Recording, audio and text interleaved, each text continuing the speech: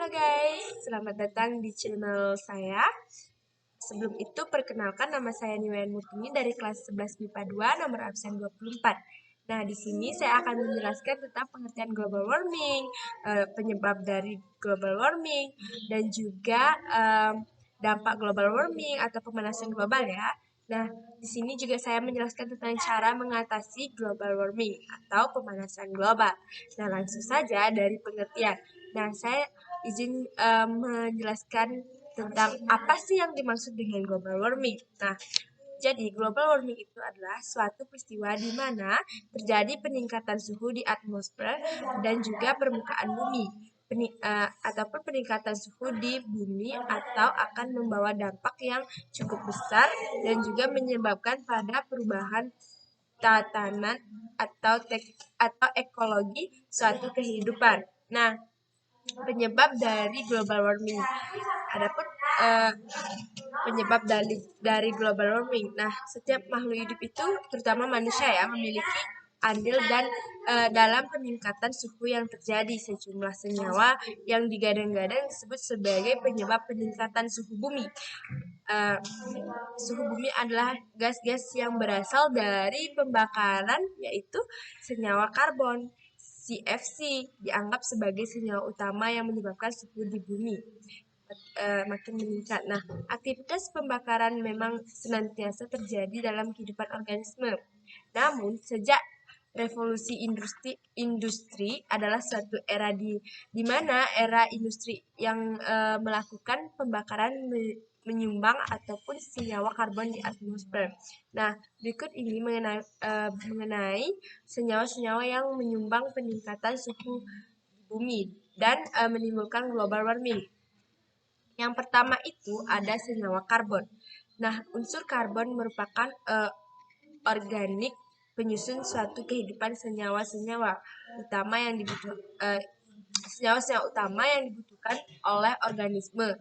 Yang mengandung senyawa ini berbagai senyawa utama. Namun, hasil buangan organisme yang berupa senyawa karbon dari proses respirasi dan juga mengandung senyawa karbon dalam bentuk gas, yaitu karbon dioksida ataupun CO2. Selain CO2, senyawa karbon lain dalam bentuk gas ialah karbon monodioksida atau CO.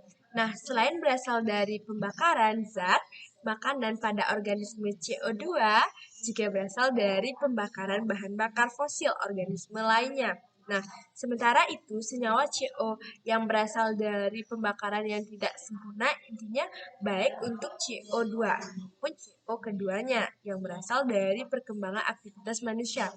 Nah, apakah dampak ini peningkatannya senyawa karbon dengan global warming? Nah, penumpukan emisi karbon di atmosfer ini akan membentuk sebuah karbon dengan global warming. Nah, penumpukan emisi karbon di atmosfer ini akan membentuk sebuah lapisan yang dimana menahan panas bumi keluar. Nah, dengan demikian panas yang dihasilkan bumi akan terpantul kembali ke dalam dan meningkatkan suhu atmosfer ini. Nah, peristiwa tersebut dikenal dengan efek rumah kaca. Pembakaran dengan penggunaan bahan bakar fosil merupakan rumah tangga dan juga industri maupun kendaraan menyumbang emisi gas karbon di udara. Nah, selain itu, hasil dari respirasi makhluk hidup yang populasinya kian meningkat juga membuat konsentrasi senyawa karbon menumpuk. Kemudian yang kedua, CFC atau klorofluorokarbon atau CFC ini merupakan senyawa yang bisa digunakan dalam alat pendingin dan produk-produk produk-produk aerosol atau spray. Nah, pasnya senyawa ini akan membawa bencana. Terlebih lagi, senyawa ini banyak digunakan oleh manusia dalam kehidupan sehari-hari. CFC ini ditunjuk sebagai senyawa yang bertanggung jawab akan penapisan ozon.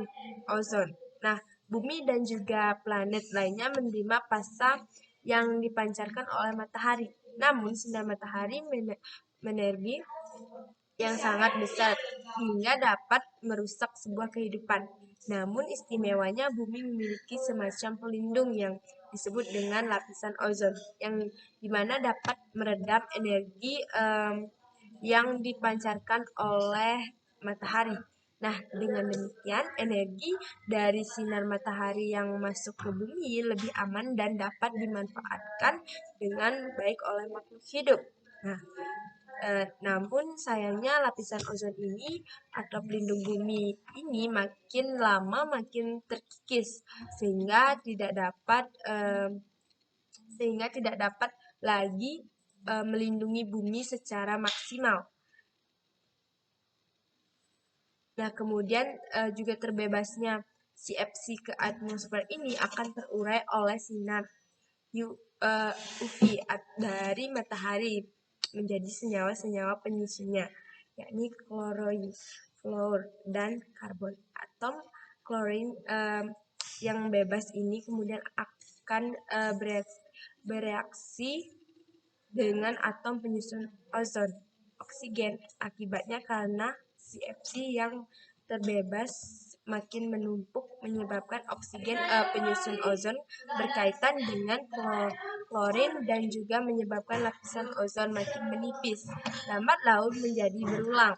Nah, dewasa ini diketahui lubang ozon yang terbentuk makin besar diprediksikan lapisan ozon ini akan musnah bila semua oksigen penyusun ozon berhasil diikat oleh atom fluorin dan juga senyawa CFC yang makin menumpuk di atmosfer. Dengan demikian, panas dari matahari tak dapat dibendung ya seperti semula dan juga berpotensi untuk mencairkan seluruh gunung es dan juga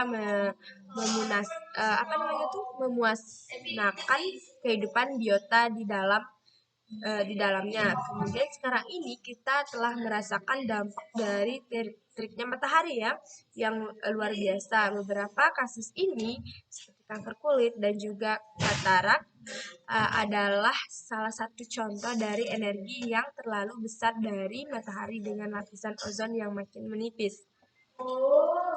Nah, kemudian pasti ada dampak global warming atau pemanasan global. Nah, di sini saya juga akan menjelaskan yaitu dampak atau dampak dari global warming atau pemanasan global. Nah, yang pertama itu ada iklim. Iklim tidak stabil.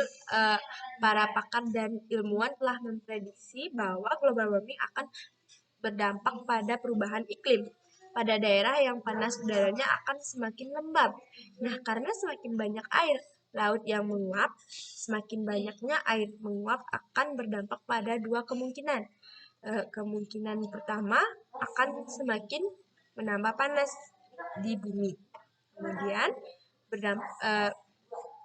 berdampak pada dua kemungkinan. Kemungkinan kedua yaitu karena air juga merupakan zat pembentuk rumah kaca, kemungkinan akan terbentuk lebih banyak awan yang akan memantulkan langsung sinar dari matahari. Nah, proses kedua tersebut lebih bagus karena dapat menurunkan panas bumi. Yang kedua yaitu curah hujan.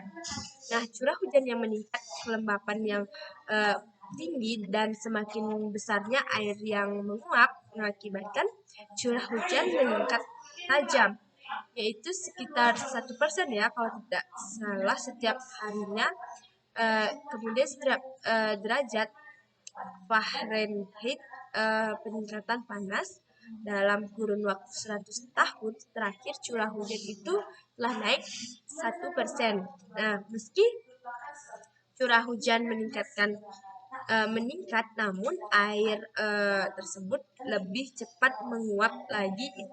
Nah, itulah keanehan yang dirasakan oleh para petani dan juga pekebun ya. Kemudian yang ketiga yaitu gangguan ekologis.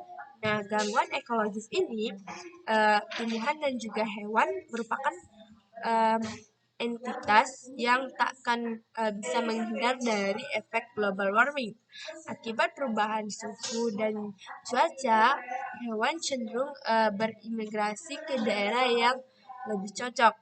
Nah, tumbuhan pun akan memilih bertumbuh di tempat yang lebih sesuai ya bagi hewan dan tumbuhan yang tak mampu mencari tempat baru karena terhalang oleh ulah manusia seperti pembuangan, pertanian, dan juga penebangan hutan. Nah, maka akan musnah dari hewan dan tumbuhan tersebut. Kemudian yang keempat itu pergeseran ekosistem. Nah, pergeseran ekosistem ini sangat berbahaya karena dapat meningkatkan penularan penyakit melalui air dan juga pertumbuhan ekosistem hewan. Nah, virus dan bakteri ini berbahaya tak terkendali ya. Jadi itulah dampak global warming ataupun pemanasan global. Kemudian ada cara mengatasi global warming itu atau bisa disebut dengan pemanasan global. Nah, berikut ini adalah cara mengatasi global warming. Yang pertama itu menghilangkan karbon untuk menghilangkan karbon dioksida. Diperlukan kepedulian semua pihak, yaitu terutama serta merawat pepohonan ya di hutan maupun di lingkungan rumah. Akan lebih baik lagi jika menanam pohon yang cepat pertumbuhannya. Nah, paling banyak menyerap karbon dioksida dan juga yang paling banyak menghasilkan oksigen. Nah, adapun cara lain untuk mengurangi karbon dioksida adalah dengan cara menyuntikkannya ke dalam sumur gas ya. Ini juga berfungsi untuk mendorong sumur untuk mengeluarkan minyak bumi ke permukaan. Nah, adapun cara kedua yaitu menambah lahan hijau. Menambah lahan hijau baik berupa perhutanan maupun desain bangunan gedung-gedung dan juga yang dapat bertumbuh tanaman hijau. Nah, yang ketiga yaitu hemat listrik. Nah, ayo hemat listrik, energi, matikan lampu dan juga peralatan saat tidak digunakan. Nah, cara menghemat listrik ini bisa dengan memperhatikan hal-hal sederhana seperti membersihkan lampu dari debu karena debu sangat mengurangi penerangan ya. Cara lain bisa dengan mengurangi penggunaan AC. Nah, pada saat penggunaan AC, teman-teman bisa menggunakan AC seperlunya saja ya, seperti ketika teman-teman sudah tidak menggunakan AC, tidak sepertinya sudah suhunya terlalu tinggi, teman-teman bisa menurunkan dan juga ataupun mematikan suhu tersebut. Nah, kemudian yang keempat itu kurangi penggunaan kertas. Nah, karena semakin besar penggunaan kertas akan semakin tinggi. Kebutuhan pohon yang ditebang dari penjelasan di atas dapat disimpulkan bahwa global telah menjadi permasalahan yang menjadi sorotan utama umat manusia ya. Nah, fenomena ini bukan lain diakibatkan oleh perbuatan siapa lagi kalau bukan manusia sendiri. Nah, dampaknya diderita oleh manusia itu juga ya. Nah, untuk mengatasi pemanasan global ini diperlukan usaha yang sangat keras karena hampir mustahil ya untuk diselesaikan saat ini. Nah, pemanasan global memang sulit untuk diatasi, namun kita juga bisa mengurangi efeknya. Penggunaan hal ini adalah kesadaran kita ya terhadap kehidupan bumi di masa depan dan juga lingkungan ya. Nah, apabila kita telah menanamkan kecintaan terhadap bumi, ini akan ke bumi ini, maka pemanasan global hanyalah sejarah kelam yang pernah menimpa di bumi ini. Maka dari itu, hemat kertas, hemat pohon, selamatkan dunia. Oke, sekian video dari saya ya, pemaparan materi dari saya. Jangan lupa like, comment, and subscribe. Dadah!